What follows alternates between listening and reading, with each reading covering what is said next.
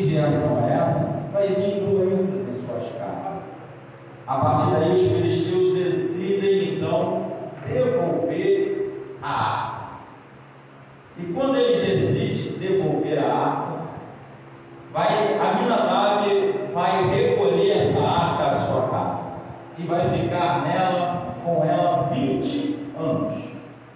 E dentro desses 20 anos vai acontecer uma transição na nação de Israel. Que transição? Porque estava num período de juízes, aonde Deus levantava homens, levantava mulheres, por um determinado momento para poder orientar o povo. Então o povo, nesse período em que a arca está fora do contexto, esse período então vai haver uma transição dos juízes para os reis. E nós vamos ter o primeiro rei, que é o Saul, e depois nós vamos ter a substituição de Saul por Davi. E quando Davi então vai ser ungido, ele vai ter um desejo no seu coração. Qual é o desejo? De levar essa arca para a cidade de Davi, ou seja, a Jerusalém. Davi então vai fazer isso de uma forma errada. Houve um desejo, mas de uma maneira errada. Ele vai botar a arca sobre o lombo de boi, e nós conhecemos a história. Sabemos que no decorrer daquele percurso, aquela arca ela vai ameaçar a cair, aonde Uzá, filho de Aminadab, vai tocar nela, e o texto vai dizer que Deus vai provocar uma ruptura e ele vai morrer. Davi então vai ficar apavorado e vai desistir de trazer a arca para si. E aquela arca então vai ser direcionada para a casa de Obed-Edom. Olhando assim, parece algo trágico, e realmente foi, porque houve a morte de uma pessoa. Mas Deus, ele opera a favor de vidas de uma maneira qual nós não compreendemos. Foi necessário a morte daquele homem para que Obed-Edom pudesse ser alcançado pela graça de Deus, pelo amor de Deus, pela presença de Deus. E nós vamos observar que o texto a qual nós lemos em 2 Samuel vai nos mostrar algo interessante. Vai falar Obed-Edom, o Geteu. O que é isso? O texto então vai mostrar que esse homem, Obed, ele era da linhagem de Edom e morava em Gade, próximo a uma cidade dos filisteus. E quem morava em Gade era chamado de Geteu. Mas por que tudo isso que o Senhor está falando? Para que você compreenda a ação de Deus nisso aqui. Eu li com vocês Gênesis capítulo 25, a partir do verso 30. Agora nós vamos linkar isso de que maneira? Aonde ali houve uma história. Que história? A história de Esaú e Jacó. Sabemos que ali exatamente vai falar sobre a venda da primogenitura de Esaú. E naquele texto ali diz que a partir daquele momento Esaú passou a ser chamado de Edom.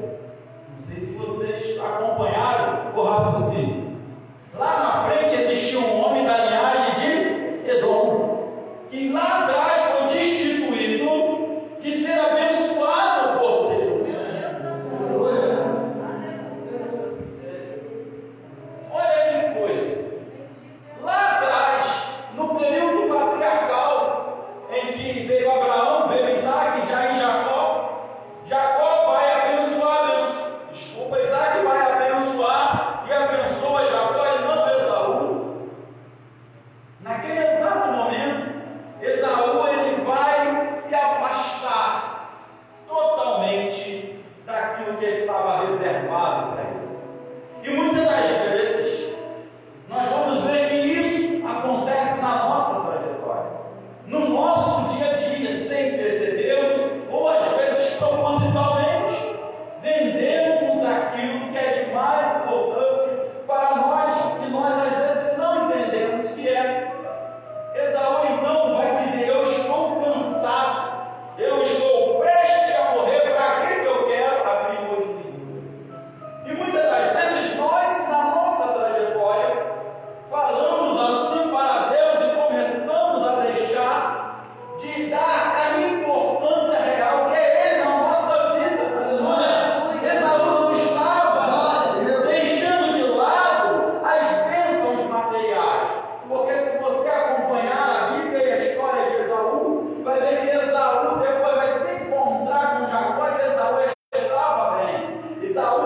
afastar do norte para o sul da Judéia, ele vai estar ali construindo um império também. Então não foi só materialmente.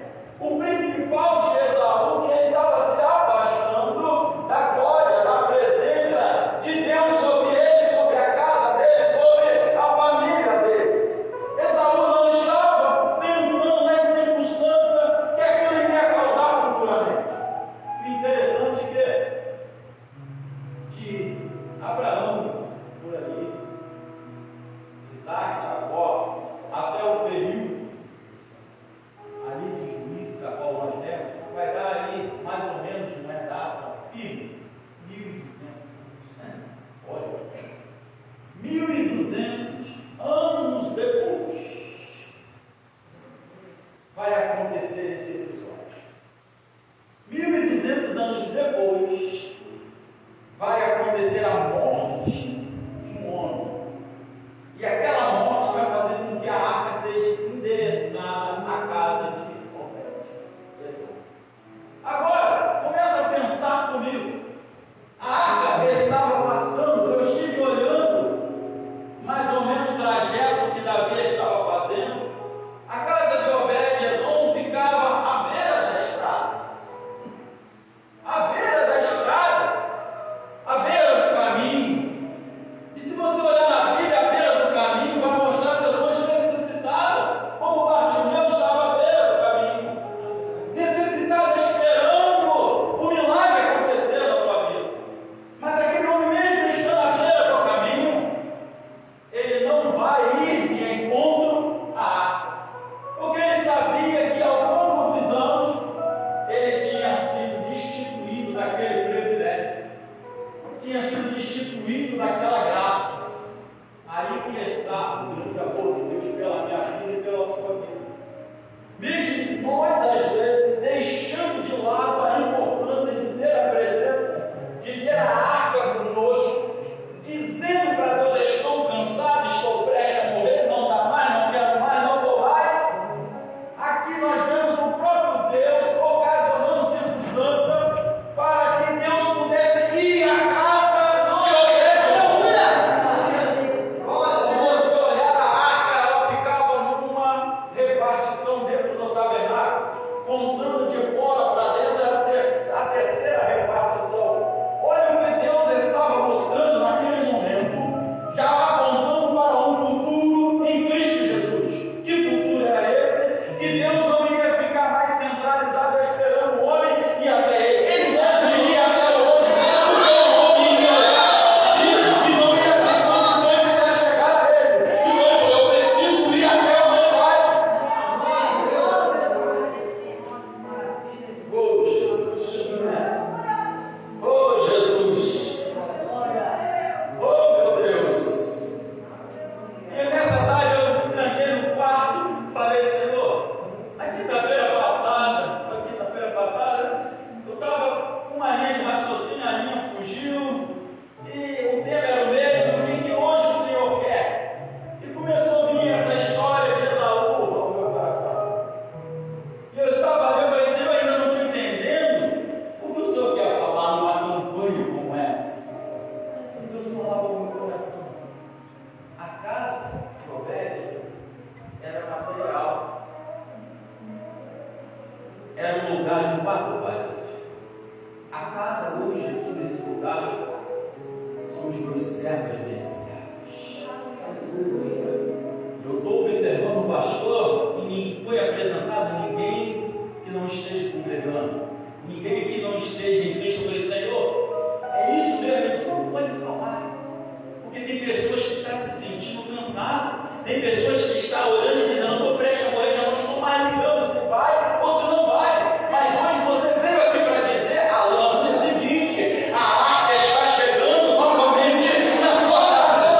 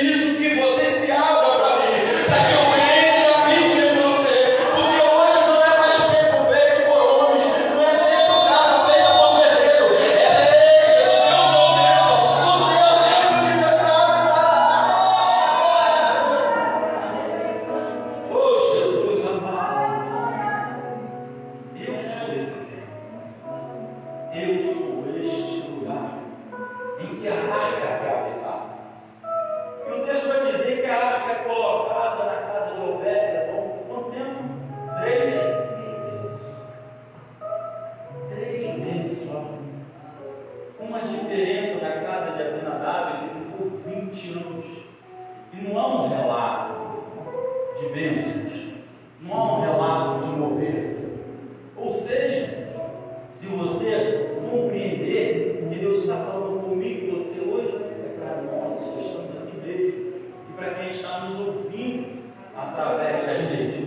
De que maneira? De que Deus realmente separou esta campanha, esse dia, para que a arca entre em mim. Ou seja, a presença de Deus novamente possa habitar na minha vida. A presença de Deus possa novamente habitar em você. Ou seja, o primeiro passo foi de Deus. Ele olha ao velho de Hebron e, pela descrição, ninguém teria a ousadia de levar a arca para a casa dele. Porque a história não vai dizer se é da linhagem de Esaú, fora das bênçãos, fora do projeto.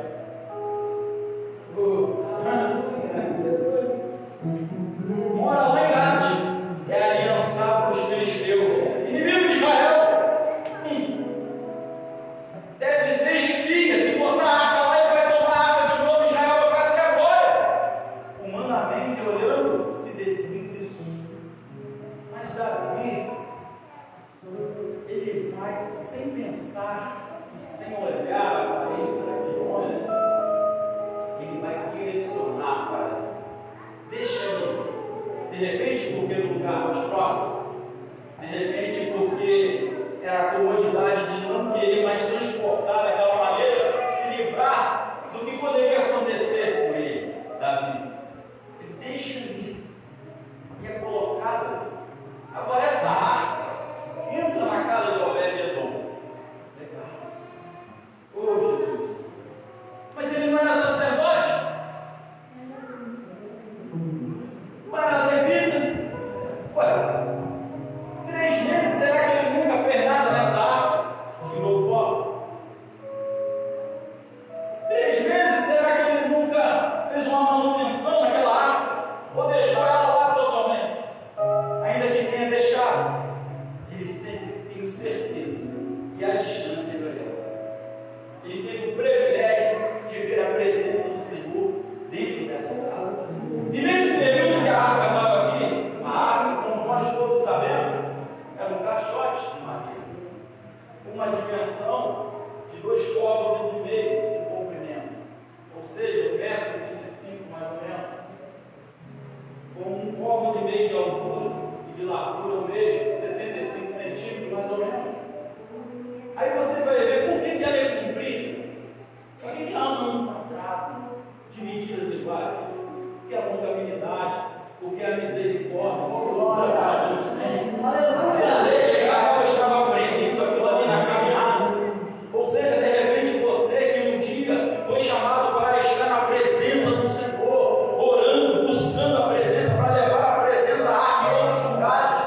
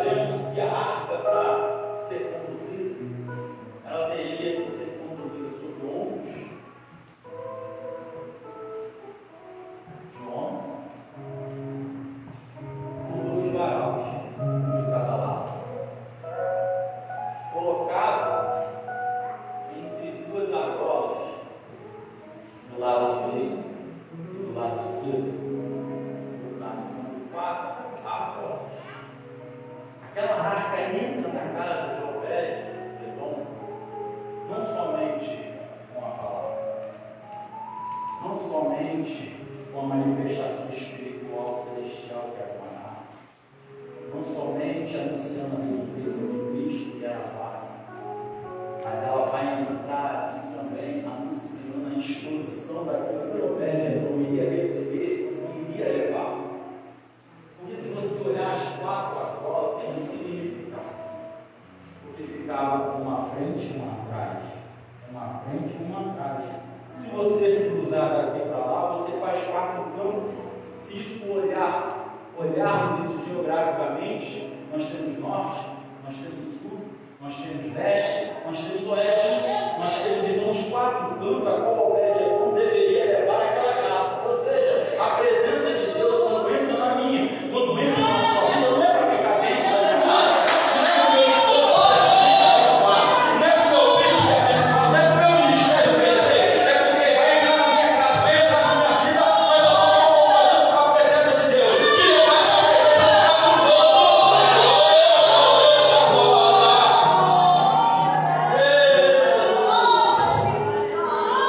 que coisa boa estamos sentindo aqui dentro, a presença de Deus.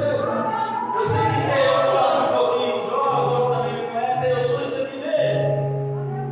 Simples, manso desse jeito, mas eu gosto, eu sinto a graça. Embora seja assembleano, pentecostal, mas eu gosto da Bíblia e entendo que o poder do avivamento ele vem pela palavra. Eita, glória! Os dons da revelação ele não vem somente na tua vida, ele vem pela palavra. E Deus trouxe você aqui para você ouvir. Sabe por quê? Porque tem gente que está achando que está com a presença, tem gente que achando que está cheio. Está cheio para quê? Ficar dentro de casa? Está cheio para quê? Para ficar dentro de casa? Não. Quem está cheio vai aos 4 cantos. Quem está cheio vai aos 4 cantos. Quem está cheio vai aos 4 cantos.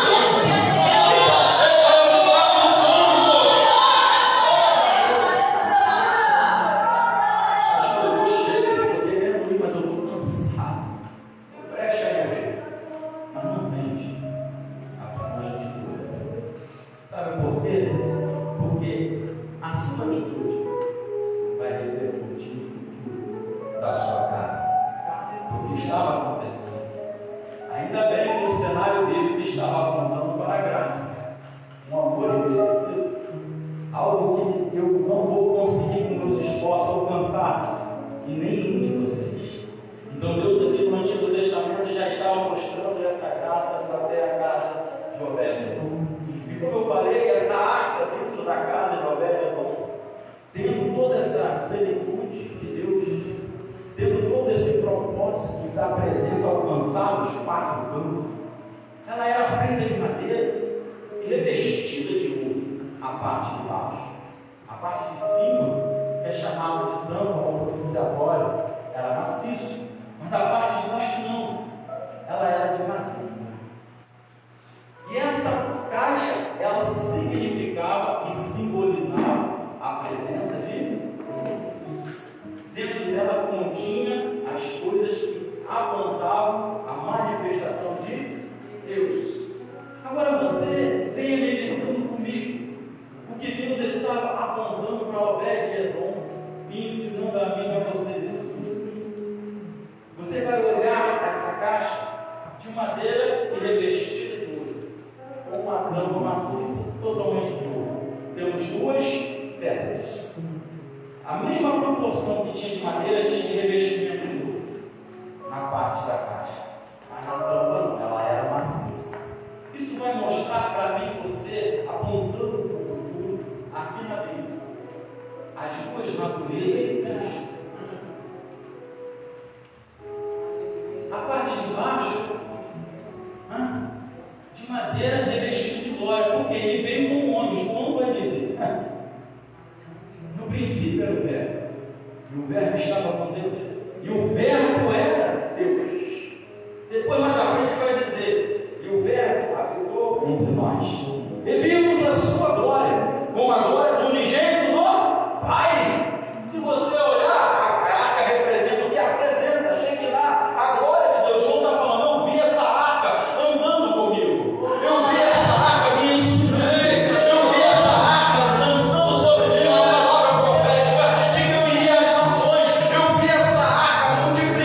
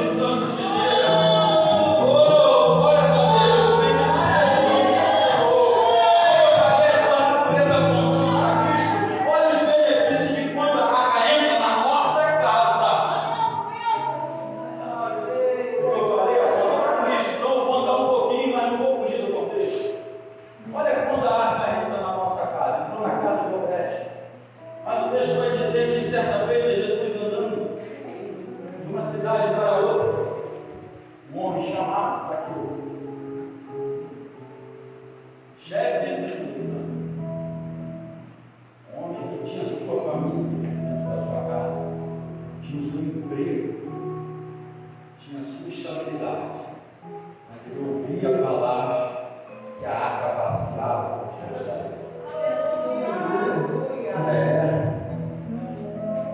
Um homem que era chefe dos publicanos. O que é isso hoje? Para quem não entende, seria o chefe da repartição pública. Olha, vamos colocar, porque Zaqueu tomava conta daqueles que trabalhavam no governo do Império Romano. Ele era o chefe, ele era o cabeça, ele organizava a inspetoria toda.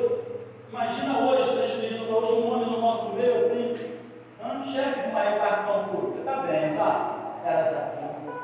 Mas Zaqueu ouvia, Zaqueu ouvia que existia uma arca andando por Jerusalém. Havia um Messias que viria e já estava no meio deles fazendo proeza. Oh, meu Deus, agora! O texto diz que Jesus esteve cercado de grandes multidões. E o texto diz que Zaqueu, de uma estatura muito baixa, quando ele ouve que Jesus vai passar num ponto estratégico, ele corre, sobe uma figueira brava para poder ver. Ele não queria falar. Só que ele não sabia, como Obed-Edom também não sabia, que o próprio Cristo estava se direcionando a ele. Porque quando Jesus vai passando, ele vai chegando próximo à figueira, debaixo da figueira, o texto não é claro, ele vai olhar e vai dizer: Zaqueu, desce hoje daí, porque me convém pousar na sua casa.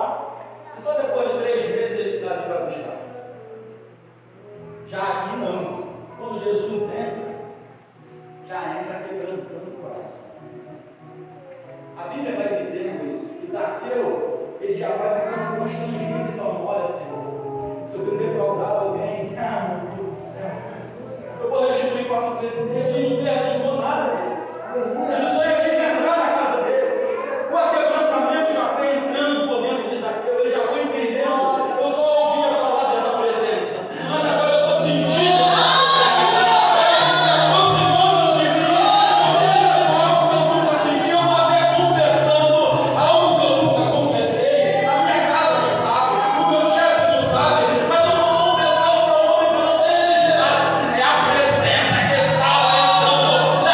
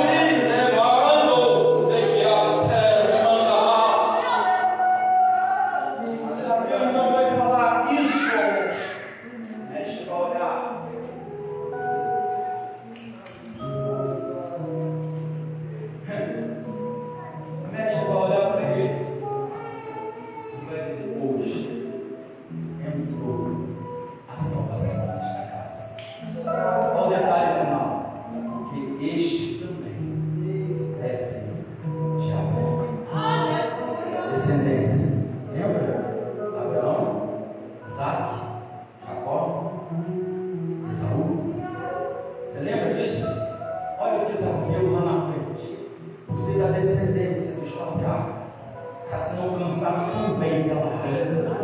Nessa noite, amados, eu não sei como que você entrou por essas portas. Eu não sei você que está em casa se resguardando no momento que estamos passando, está na presença do Senhor. Mas eu quero te dizer uma coisa, que a mesma arca que entrou na casa de Obed-Edom, a mesma arca simbolicamente que entrou com Jesus na casa de Zaqueu, está aqui e está indo à sua casa também nessa noite, através da presença do Espírito Santo. Agora, Apocalipse vai dizer que ele chega e não mete o pé na porta. Apocalipse diz que ele bate. Eis que estou à porta e bato. Olha o que ele está falando. Se alguém, ou seja, alguém determinado, não é direcionado para alguém, aquele que estiver ouvindo, aquele que estiver ouvindo e abrir a porta para entrar, para fazer morada, você é com ele. Imagine se Obed-Edom teve 3 meses a arca na sua casa e aconteceu tudo aquilo. Imagine você nessa noite deixando Cristo entrar, dominar a sua vida, não deixar você vender sua primogenitura. Gente cansado, tem gente querendo largar, tem gente querendo deixar. Quero para Cristo te falar uma coisa. Deixa eu falar uma coisa. Não se iluda com uma coisa. Não se iluda com uma coisa. A Bíblia vai dizer que a arca, toda vez que ela ia ser levantada e conduzida, os levitas já tinham que descoar a mão, já tinham que começar a tocar as buzinas. Engraçado que ela entra na casa de Obed-Edom sem barulho, entra na casa de Zaqueu sem barulho, entra na casa de Marta e Maria 60 vezes e ensina sem barulho.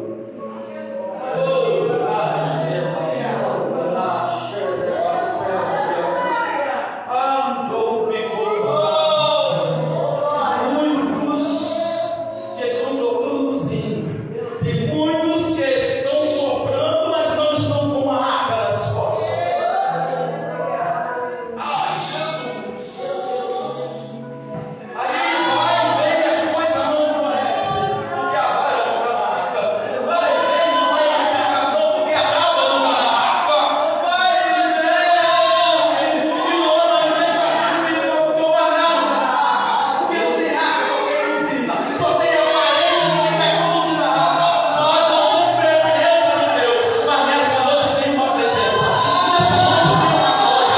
Nessa noite tem um direcionamento da presença da tua vida. Eu não sei como que você entrou, eu não sei como você está, mas você não vai sair diferente depois dessa campanha. Você não vai sair da mesma maneira que começou essa campanha. Deixa então para finalizarmos. Diz que a arca estava lá e quando Davi ouve que a casa de Obed-Edom estava prosperando em cima dos fatos, Davi não vai querer ir lá.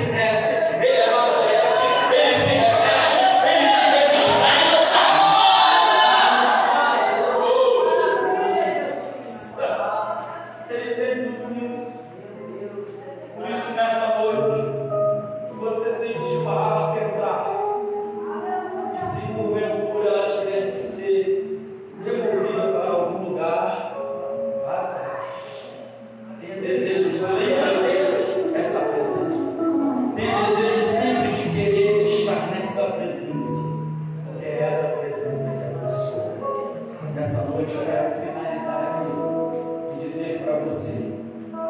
Precisamos entender que a graça veio a mim e você nessa noite. Não somos merecedores, não somos dignos, mas a arca quer entrar em mim, quer habitar em mim, quer habitar em você nessa noite. E eu gostaria de finalizar, esse momento com uma oração. Finalizar a palavra com uma oração. E você que tem sentido, pastor, eu estou desviando aí que eu estou falando. Nós somos trabalhadores e servimos ao Senhor, sabemos que há momentos difíceis. E hoje foi uma noite que o Senhor separou para que você entenda que você não está sozinho.